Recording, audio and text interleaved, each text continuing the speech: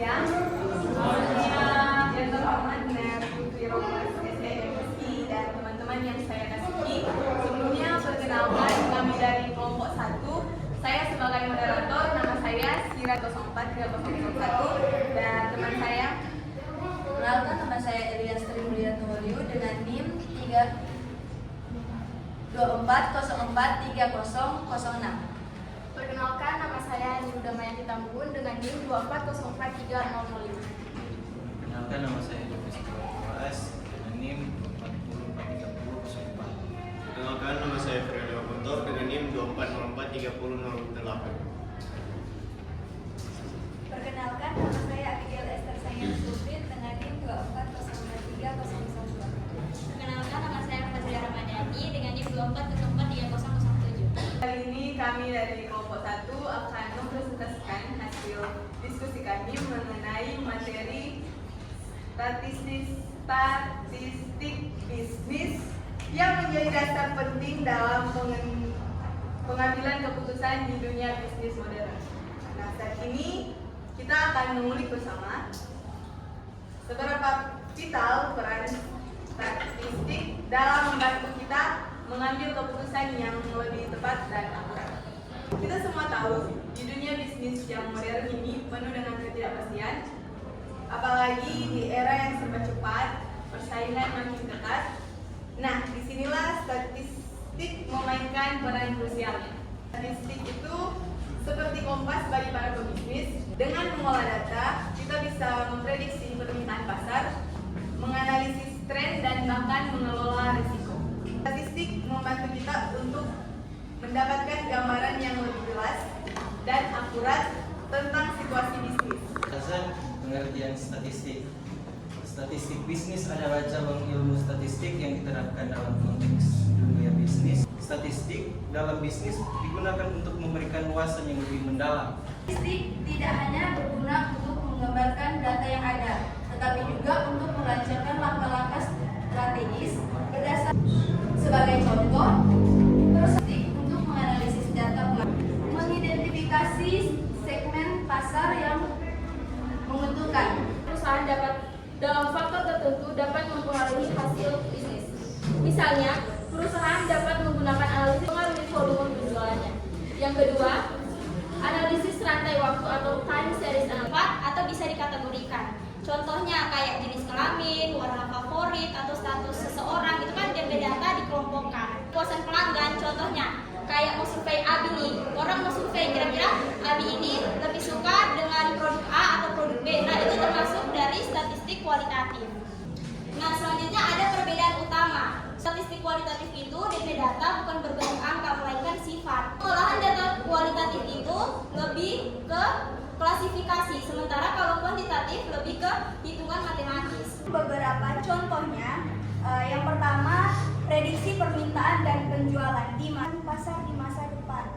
Contohnya, toko baju melihat data penjualan tahun lalu menjelang Lebaran, lalu menambah stok karena biasanya permintaan meningkat. Jadi, misalnya ini toko baju ini di tahun lalu menjelang Lebaran, dorong produk yang mereka stok itu misalnya 2000 stok.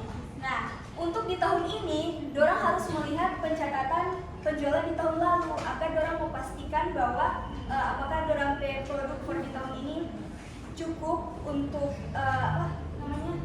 pokoknya cukup atau tidak, seperti itu. Jadi mereka akan melihat pencatatan di penjualan di tahun lalu untuk seperti itu.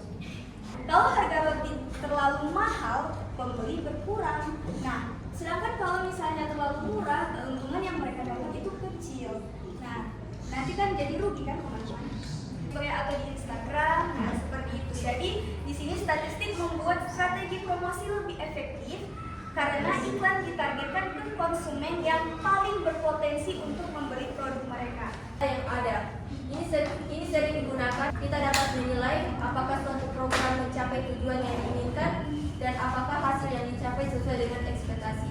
Dan penutup, sebagai kesimpulan, dapat kita lihat bahwa statistik bisnis merupakan dasar yang sangat penting dalam pengambilan keputusan.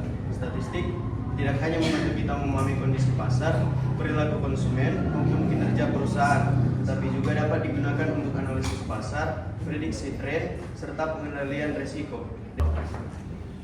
Baik teman-teman, itulah hasil presentasi dari kelompok kami. Sekarang kami masuk diskusi tanya jawab. Kepada kelompok lain yang ingin bertanya dipersilahkan. Yang diberikan, perkenalkan, nama saya Amelia dari kelompok 3, ingin bertanya kepada kelompok 1. Menurut Anda bagaimana peran statistik dalam membantu perusahaan menghadapi persaingan global? Saya mewakili dari kelompok 2 ingin mempertanyakan satu pertanyaan, yaitu jika manajemen ingin mengetahui faktor paling dominan yang memengaruhi loyalitas pelanggan, metode statistik atau analisis apa yang paling tepat digunakan? Terima kasih. Perkenalkan, nama saya Marvin Kalimaga dari kelompok 3. Pertanyaan saya, mengapa dan bagaimana data historis dapat digunakan untuk memprediksi masa depan? Sedangkan seperti yang kita tahu, tren sangat cepat berubah. Di saat sudah ada tren baru, tren lama cenderung lebih cepat ditinggalkan. Terima kasih. Terima kasih atas pertanyaan. Saya Aisyah Victoria Lasari dari kelompok 2. Dari pembahasan yang tadi, menurut kalian peran statistik lebih besar dalam mengurangi risiko atau dalam menciptakan strategi baru? Baiklah, saat ini kelompok kami akan menjawab pertanyaan dari kelompok 2 yang akan dijawab oleh Basria dan Anggai. Baik. Nah, kalau manajemen ingin mengetahui faktor paling dominan yang mempengaruhi loyalitas pelanggan, ada beberapa metode statistik atau analisis yang bisa dipertimbangkan. Nah, yang pertama ada metode analisis yang tepat, di mana di dalamnya ada regresi logistik atau regresi linear berganda, di mana ini cocok jika data berbentuk kuantitatif, misalnya skor kepuasan, kualitas, layanan, harga, dan promosi. Nah, terus dengan regresi ini juga bisa dilihat variabel mana yang paling berpengaruh signifikan terhadap loyalitas pelanggan. Jika loyalitas didefinisikan biner atau loyal versus tidak loyal, nah digunakan regresi logistik. Nah, terus jika loyalitasnya diukur skala, misal skor 1 sampai 10, bisa digunakan regresi linear berganda. Terus kedua ada structural equation modeling atau SEM, langsung antar variabel. Juga memberikan gambaran komparasi. Data yang tidak lengkap, bias, atau tidak representatif akan mengurangi keakuritan hasilnya. Perlu dilakukan uji diagnostik dominan tanpa mempertimbangkan konteks bisnis.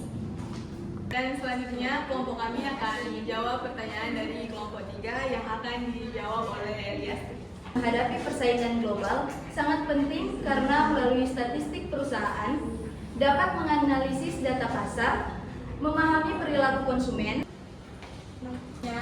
Kami juga akan menjawab pertanyaan dari kelompok 3 yang akan dijawab oleh Fireli. Pola perilaku manusia sering kali berulang.